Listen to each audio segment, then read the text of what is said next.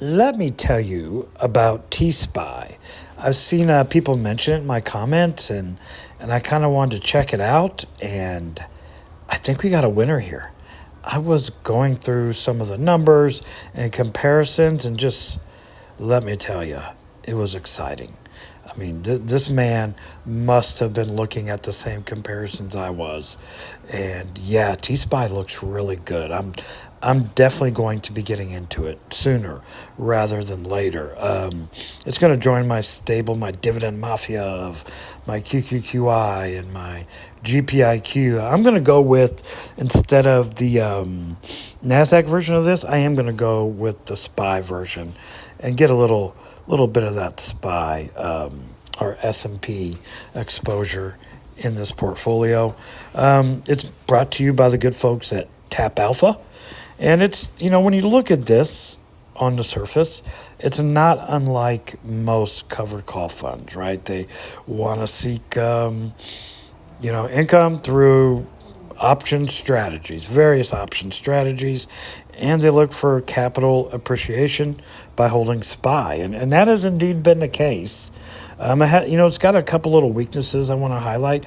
Most people don't like to look at weaknesses of their funds. They would rather just pretend everything's great. For me, I want to know the weaknesses. Well, we'll start here with the weakness. That management fee at 0.77% basis points is high. Let's not kid ourselves. It's not as high as others. It's not as low as others, but it's high. 0.77 basis points is up there. And we can see in their prospectus here, and I encourage you to read the prospectus of things you decide to get into, but I just wanted to highlight this part here. They're not limited to selling call options on SPY, SPX, and then the mini SPX XSP. So they have a variety of instruments that they can trade on, and a different option strategies too that they can use on each one. They typically go with 0 DTEs, but they're not limited to that. They can go further out and do a lot of different things with this and multi-leg strategies, and they delve into all of that. I'm not going to read all of that for you, but I encourage you to go and read their prospectus. Here's another little thing I wanted to talk about. This long component of the strategy consists of investments in SPY. So they're holding SPY, which has really helped with their share price appreciation. And we'll get into their holdings in a second here. But year to date, they're only up 1%. So their growth isn't to the level of, meaning share price appreciation, of like a Goldman Sachs or a Neos. But it does provide some nice distributions, and it kind of makes it even, if you will. And I'll get into that here in a bit as well. Max, they've been out about a year, and they're up 4% share price in a year. So you are getting some growth from the share price, which is nice. And you can see here in their holdings, they're 99% SPY. So that's where some of the growth comes in, and they also do cover calls on that, I'm sure, or cash secure put. They do all kinds of stuff, and it varies, I think, all the time. They're paying that yield right at 13%. So if SPY, like we talked about in the video I did yesterday, SPY generally returns about 10% a year. So we're about 3% over that. So that means there will be some reinvestment necessary at certain points.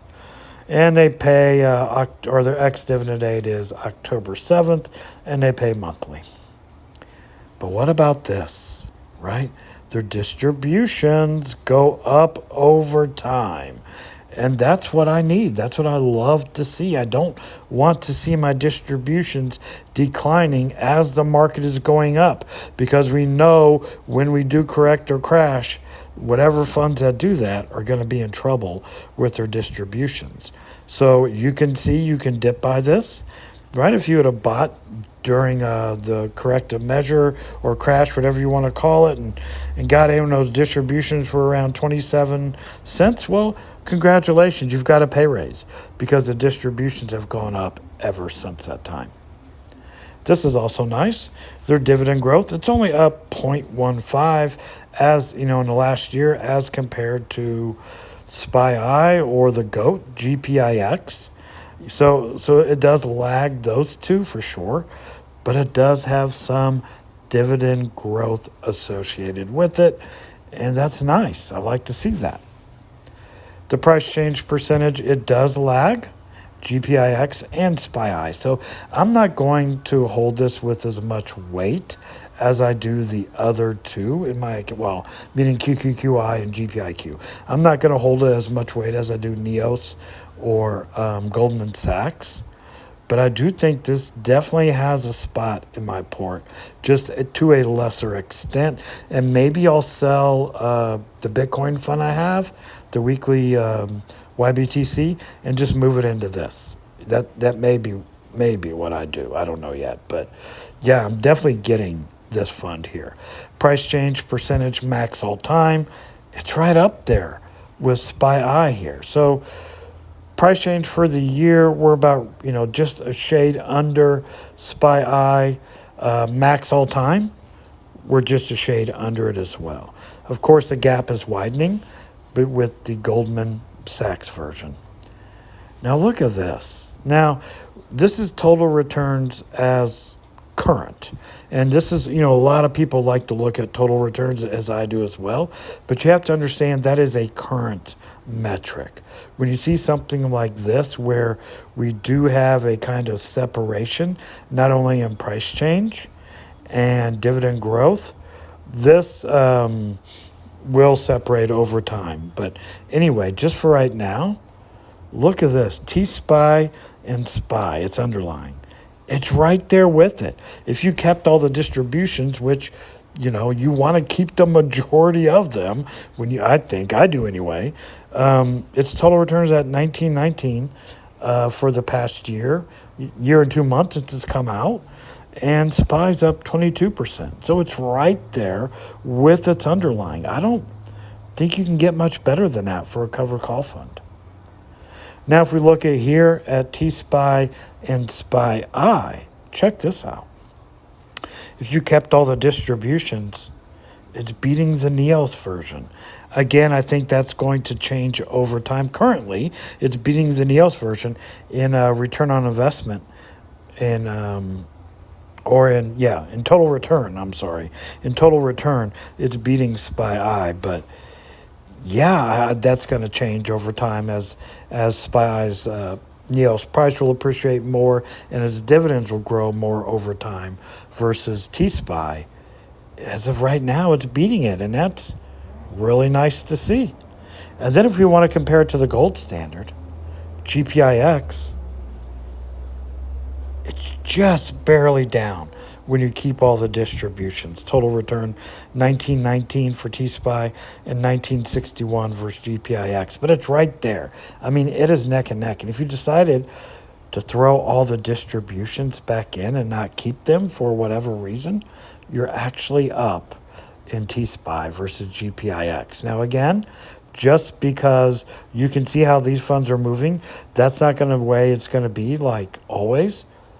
But guys, this lady must have TSPY because it's pretty exciting.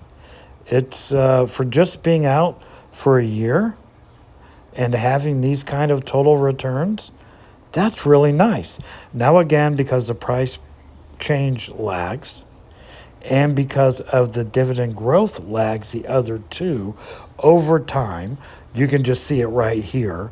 Over time, it's going to get outpaced by SPY and GPIX and SPY for that matter. But it's right there, and I think it's solid. I wouldn't YOLO into it, me personally, but to have it into the account, I think it's fine. And for me anyway, I can't speak for anybody else. I can just speak for what I like, and I like TSPY. I'm getting in it as soon as possible with a starter position, either tomorrow or Friday.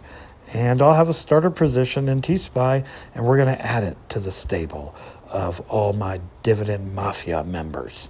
This is Mike. I hope you enjoyed it. Talk to you later. Bye.